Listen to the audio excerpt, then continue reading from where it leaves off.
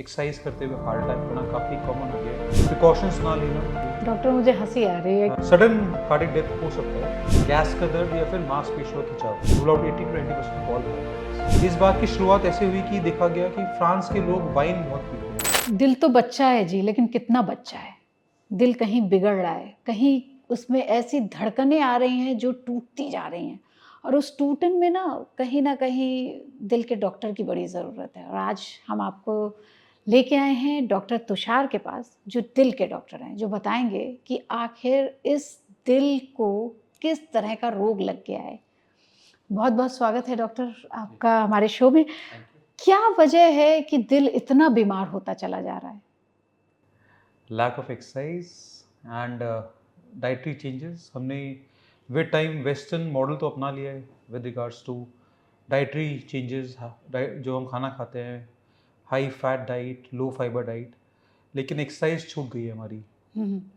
और जैसे जैसे पोल्यूशन बढ़ रहा है, लोगों की उम्र बढ़ रही है, और डायबिटीज़, हाइपरटेंशन, मोटापा, ये सब बीमारियां लग रही हैं, वैसे वैसे इंडिया में अब हार्ट की डिजीज़ेज़ बढ़ती जा रही हैं। यंगस्टर्स में बहुत ज़्यादा देखने को मिल रहा है, स्कूल गोइंग किड्स हों या फिर आपके अंडर 45, वो अचानक वो बहुत तेज़ी से इंडिया में देखने को मिल रहा है कि हार्ट डिजीज़ जी उनकी हाँ, बहुत पहले तेज़ी से हो रही हार्ट की डिजीज़ेज़ 60 ईयर्स ऑफ एज के बाद होती थी, है। पर अब ऐसा नहीं है। 40s इवन 30s में काफ़ी कॉमन हो गया है। जिम में हार्ट अटैक होना, अचानक से कोई एक्सरसाइज करते हुए हार्ट अटैक होना काफ़ी कॉमन हो गया है। तो इसमें से कुछ तो केसेस होते हैं जो कि कंजेनाइटल भी होते हैं, हम्म। जिसमें हार्ट की बनावट ही खराब होती है, लेकिन मेजॉरिटी ऑफ केसेस जो होते हैं वो होते हैं जो या तो बहुत ज़्यादा एक्सरसाइज कर रहे होते हैं, lack of proper rest, smoking या ड्रिंकिंग की या ड्रग अब्यूज़ की हिस्ट्री होती है, या फिर बहुत ज़्यादा मोटापा होता है, हम्म।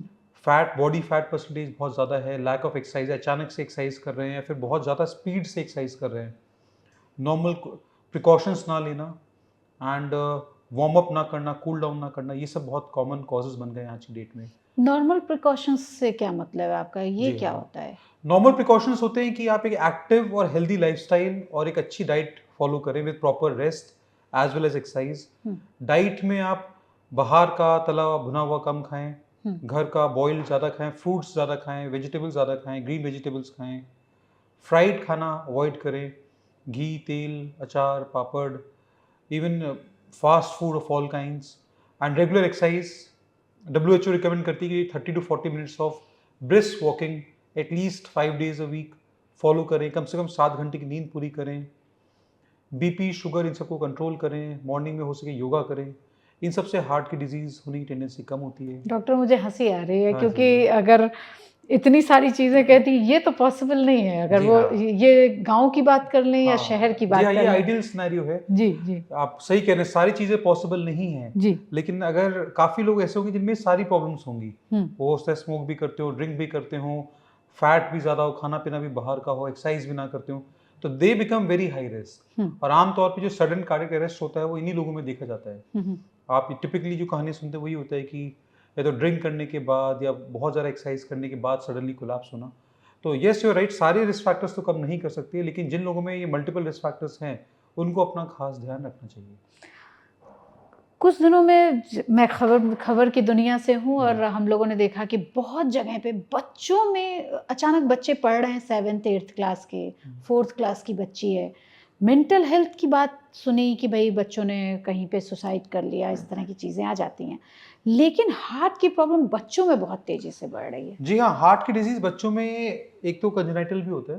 ओके। कुछ हार्ट कंडीशंस होती हैं जिसकी आयोटिक स्टेनोसिस या हाइपरट्रोफिक कार्डियोमायोपैथी, जिसमें सडन कार्डियक डेथ हो सकता है। हुँ, और बाकी जैसे जैसे ओबेसिटी बढ़ रही है, वैसे वैसे हार्ट की डिजीज़ बढ़ रहे हैं। आज भी एवरी नाउ एंड देन आपको 20-18 साल, 20 साल के लड़के भी आपको मिल जाते हैं जिनको हार्ट अटैक होता है। So it's very, you have to be very vigilant. पहले ऐसा होता था कि अगर कोई 20-25 साल का लड़का है, चेस्ट पेन है, तो आप शायद बिना ईसीजी कराए उसे घर भेज दो, लेकिन अब ऐसा नहीं कर सकते हैं। Hmm, now hmm. You have to be very vigilant about it.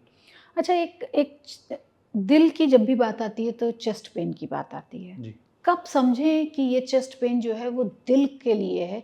क्योंकि कई मैक्सिमम को देखा गया है वो गैस की दवा खा लेते हैं, करेक्ट। खुद ही इलाज करना शुरू कर जी, देते हैं और शायद वो दिल का दर्द होता है। जी। तो हमारे दर्शकों को ये जानना बहुत ज़रूरी है कि ये इस तरह का अगर दर्द हो रहा है, तो वो दिल का दर्द है जी, और बिल्कुल। दिल आपका बीमार आई है। थिंक सबसे कन्फ्यूज़िंग जो होता है हार्ट के साथ वो होता है गैस का दर्द या फिर मांसपेशियों का खिंचाव। हुँ, और कई बार डिफ़िकल्ट होता है सिर्फ़ सिम्पटम्स की वजह से बताना। हुँ, तो सबसे पहले तो अगर आपको पहली बार चेस्ट पेन हो रहा है, तो आप हमेशा एक ईसीजी ज़रूर कराएँ। एक सिंपल ईसीजी यानी कि दिल की जो पट्टी होती है, हार्ट स्ट्रिप होती है जो, उससे आपके 90% हार्ट अटैक तो रूल आउट हो सकते हैं। हुँ, हुँ, और अगर खुद के सिम्पटम्स अगर हैं तो ये यूजुअली गैस का दर्द खाना खाने के बाद होगा और साथ में खट्टी डकारें आती हैं और डकार लेने से पेन में आराम मिलता है। और वो पेन यूजुअली रात को या लेटते समय, सोते समय होता है। और हिस्ट्री होती है बाहर का खाना या फिर ड्रिंक्स, हेवी ड्रिंक या स्पाइसी फूड खाने का। जबकि जो हार्ट का पेन होता है, वो भी बीच में ही होता है, मोस्ट कॉमनली बीच में या फिर छाती के उल्टे हाथ पे या फिर लेफ्ट आर्म में होता है। लेकिन उसका जो कैरेक्टरिस्टिक होता है वो मोस्ट कॉमनली एक दबाव या भारीपन होता है। हुँ, जलन भी हो सकती है जैसे कि गैस में होती है, लेकिन दबाव या भारीपन होना, साथ में पसीने आना और वो दर्द अगर आपके जबड़े में, उल्टे कंधे में, हाथ में, लेफ्ट आर्म, चेस्ट या बीच में हो रहा है, तो फिर हमेशा एक ईसीजी जरूर कराना चाहिए। हुँ, हुँ। But yes, only on the basis of the character of the pain, you cannot rule out a heart attack.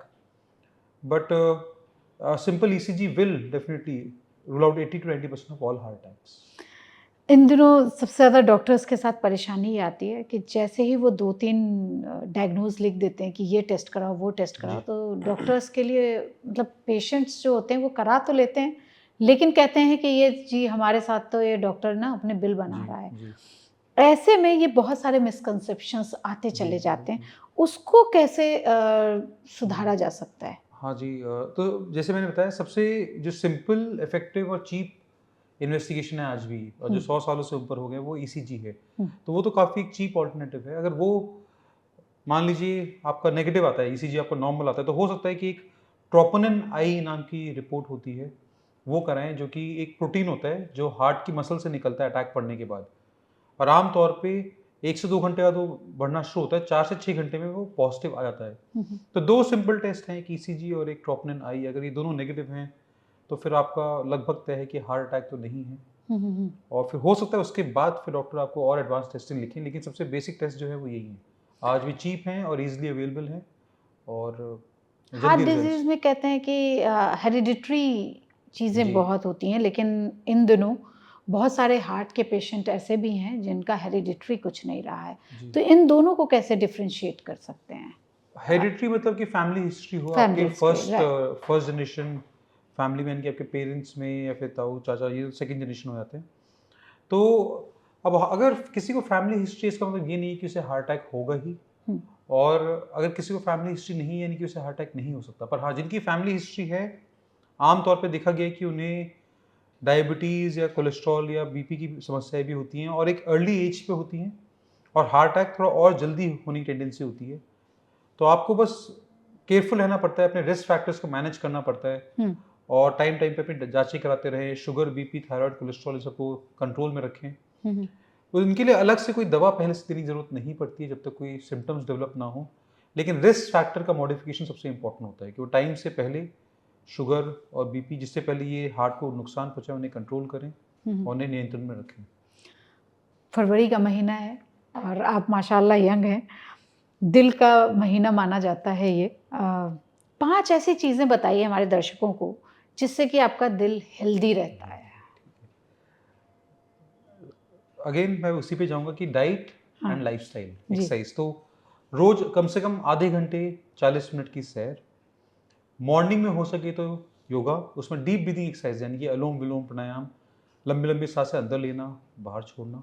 हुँ, हुँ, दिन भर एक्टिव बने रहना और रात को प्रॉपर स्लीप पूरी करना।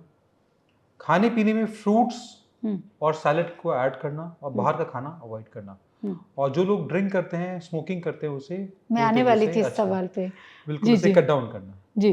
लेकिन कहा जाता है कि भई थोड़ी-थोड़ी पी लिया करो और वो थोड़ी-थोड़ी कितनी थोड़ी हो, जी, ये हमारे दर्शकों को जानना बहुत ज़रूरी है। अच्छा। और महिलाएं बड़ा इंटरेस्ट ले रही हैं इस बात पे कि थोड़ी थोड़ी, वो कितनी थोड़ी होनी चाहिए और क्या।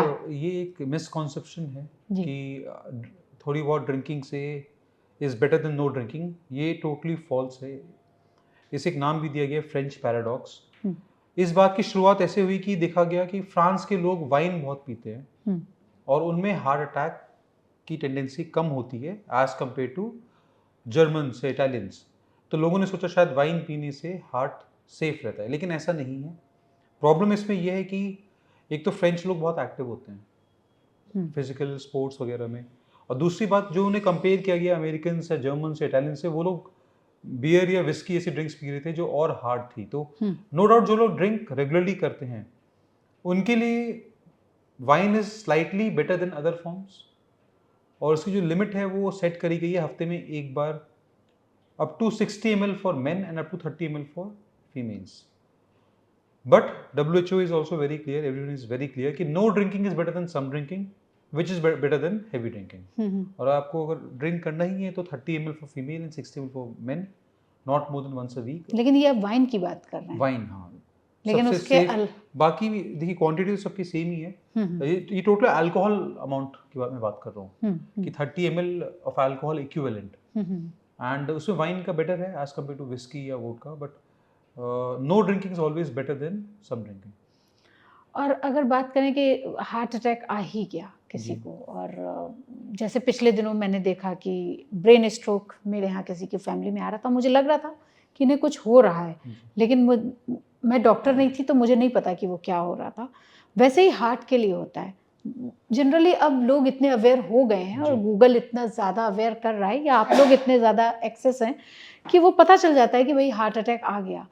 उस समय कि फर्स्ट एड क्या हो, उसके बारे में तो अब डॉक्टर्स काफ़ी बार रिकमेंड करते हैं कि पुराने ज़माने में याद है डिस्प्रिन की टैबलेट आती थी 150 mg की, हेडेक सिर दर्द के लिए वो सिर दर्द पानी के में लिए, डाला। correct, और हाँ। तो जो डिस्प्रिन की टैबलेट होती है 150 mg की 2 टैबलेट्स आप तुरंत मुंह में रख के उसे चबाना है, उसे स्वॉलो नहीं करना है। आप उसे चबाएंगे तो वो माउथ की म्यूकोजा से ही एब्जॉर्ब होकर तुरंत with in a couple of minutes दवा काम करना शुरू कर देगी, because Disprin is a very good anti platelet, वो ब्लड क्लॉट को बढ़ने से रोकती है। तो अगर आपको लग रहा है कि आपको अचानक से पेन शुरू हुआ है, पसीने आ रहे हैं, तो तुरंत 2 टैबलेट्स डिस्प्रिन की मुंह में रख के चबानी है, और and then rush to the nearest hospital और एक ECG करवाएं, और फिर उसके आगे का ट्रीटमेंट वो तो डॉक्टर देख लेंगे। 2 tablets of Disprin 150 mg each. हाँ, तो घर में एस्पिरिन रखना बहुत ज़रूरी है, डॉक्टर ने कहा है, तो आप लोग ध्यान रखिए इस बात का। घी है, रिफाइंड है, जो कि आपने पहले भी बोला, सरसों का तेल है। अगर हम बात करें तो कौन सा ज़्यादा बेहतरीन होता है खाने के लिए? तो जो सबसे सेफ है वो सैफ्लॉवर ऑयल और सनफ्लावर ऑयल होता है जी। बट इसमें मैं आपको एम्फेसाइज करूँगा कि कौन से ऑयल से ज़्यादा इम्पॉर्टेंट है कि क्वांटिटी ऑफ ऑयल आप कम करें। कई बार फोकस होता है कि कौन सा ऑयल यूज़ करें, लेकिन क्वांटिटी पे फोकस नहीं होता है। तो सनफ्लावर ऑयल सबसे सेफ माना जाता है, ये तो एस्टैब्लिश बात है। और उसमें भी क्वांटिटी, और क्वांटिटी कम कैसे करें कि घर में जितना हो सके कढ़ाई में सब्जियां ना बना के कुकर में सब्जियां बनाएं, चला चला के पानी से 3-4 सीटियाँ लगा के, एंड जितनी बॉइल्ड वेजिटेबल्स हम खा सकते हैं उतना अच्छा रहेगा। नॉर्मली आई रिकमेंड कि अगर एक फैमिली ऑफ 4 है तो 1 लीटर तेल से ज़्यादा महीने में यूज़ ना करें। That is the maximum they should use. और अगर मान लीजिए कोई हार्ट का डिजीज़ का पेशेंट है तो उसे किस तरह की एक्सरसाइज करनी चाहिए? बेस्ट होता है डेली वॉकिंग। आप और फिजिकली एक्टिव हैं, आप साइकिलिंग, स्विमिंग कर सकते हैं, बहुत अच्छी बात है। वरना जो रिकमेंडेड है कि वॉक सबको करना चाहिए, तेज करना चाहिए, और हफ्ते में कम से कम 5 दिन करना चाहिए, and each stint should be more than 30 to 40 minutes. और इन दिनों बहुत कहा जाता है बादाम खाओ, अखरोट खाओ, मखाना खाओ। बॉयल फूड की बात तो आप कर रहे हैं, लेकिन ये जो ड्राई फ्रूट्स हैं वो हर किसी के बजट में भी नहीं आता, क्योंकि इट्स वेरी एक्सपेंसिव। तो हमारे दर्शकों को बताएं कि वो हल्की चीज़ें क्या हो सकती हैं जिसको खा के, वो 5 चीज़ें, सिर्फ 5, कि उसको खा के आप हेल्दी रह सकते हैं। एंटीऑक्सीडेंट्स जितने भी रिच होते हैं, एंड विटामिन ई एंड पूफास जो होते हैं सारे सेफ। तब आलमंड्स खा सकते हैं, पिस्ता खा सकते हैं, और सिट्रस फ्रूट्स खा सकते हैं, नींबू हो गया, संतरा हो गया, किवी हो गया, ये सब आप खा सकते हैं। सब they are rich in antioxidants. And fresh fruits आप लगभग सारे ही खा सकते हैं, सेब, संतरा, अमरूद, पपीता, they are all good for your heart. And केला है, जैसे केला से थोड़ा, अगर शुगर नहीं है आपको तो उससे BP थोड़ा सा कम होता है। सो Potassium rich foods can also be taken for patients who do not have hypertension. And अगर डायबिटीज़ है, yes, then you have to be very careful. तो डायबिटिक्स में आपको आम और तरबूज ये सब अवॉइड करना है, केला अवॉइड करना है, वरना all fruits are good for heart patients except in case of diabetes where you have to be very careful. और वो 5 चीज़ें जो आप बताएं कि ये 5 चीज़ें हो रही हैं तो आपका दिल बीमार है और आपको हॉस्पिटल पहुंचाना अगर आपको चलने फिरने में छाती में दर्द या भारीपन महसूस होता है, अगर थोड़ा सा चलने में सांस फूलती है, पैरों में सूजन आ रही है, या आपको अचानक से बैठे बैठे छाती में दर्द होता है, पसीने आते हैं, या घबराहट होती है, दिल की धड़कन तेज होती है, तो you may have a heart disease and get yourself check by cardiologist. एक धड़कन की बात आपने की, इन दिनों पल्पिटेशन की बहुत शिकायत आ रही है और उसकी वजह से भी कहते हैं कि वो आपको बीमार कर रही है, बहुत लोग इसको नज़रअंदाज करके निकल जाते हैं। तो आपने काफ़ी बार सुना होगा कि कई बार हमारे बुजुर्ग, बड़े बुजुर्ग होते हैं, वो कहते हैं कि बैठे बैठे दिल धड़कता है कुछ सेकंड के लिए, कुछ मिनटों के लिए, तो उसे धड़कन कहते हैं। धड़कन बहुत टाइप की हो सकती है, हर धड़कन एक जैसी नहीं होती है। सबसे कॉमन जो एज के साथ होती है वो शायद वेंट्रिकुलर एक्टोपिक्स और एट्रियल फिब्रिलेशन होता है। तो सबसे थोड़ा टफ वर्ड है। एट्रियल फिब्रिलेशन एक बीमारी होती है जिसमें दिल का जो पेसमेकर होता है वो रीसेट हो जाता है और दिल बहुत तेजी से धड़कना शुरू करता है। दिल की धड़कन 100, 100, 150 के पार चली जाती है। और इसकी वजह से ना सिर्फ फ्यूचर हार्ट अटैक लेकिन स्ट्रोक एंड तमाम पूरे बॉडी में क्लॉट बनने की टेंडेंसी हो सकती है। तो अगर आपको धड़कन महसूस होती है, भले ही वो कुछ सेकंडों के लिए हो, कुछ मिनट के लिए हो, तो आप एक बार अपने डॉक्टर से जाके मिलिए, अपना बीपी चेक कराइए, अपना हार्ट चेक कराइए। हो सकता है वो आपको एक हॉल्टर मशीन लगवाने के लिए बोले, उसे डायग्नोज करने के लिए। और हर धड़कन का इलाज अलग होता है, हर धड़कन के साइड इफेक्ट्स अलग होते हैं, पर धड़कन को इग्नोर नहीं करना है। अगर आपको लगता है कि आपकी रेगुलरली धड़कन होती है तो you should get checked. Normal heart rate तो ठीक है, 72 पर मिनट की बात होती है, लेकिन वो कब बढ़ जाए कि आपको लगता है कि आपको अब डॉक्टर की जरूरत है? बस अगर दिल की धड़कन व्हेन यू आर अवेक तो लेस देन 60 रहती है, अगर आपकी 60 से नीचे है, या आपको अगर चक्कर आते हैं या कभी बेहोशी हुई है तो आपको डॉक्टर को दिखाना चाहिए। और अगर धड़कन आपकी 100 के ऊपर रह रही है रेस्टिंग में, when you are sitting, then it needs to be checked. तो अगर आपकी धड़कन लगातार बढ़ रही है और आपको पसीना आ रहा है, हल्का चेस्ट पेन भी रहता है, तो एक बार डॉक्टर के पास जरूर जाएं और अपने दिल का पूरा इलाज कराएं।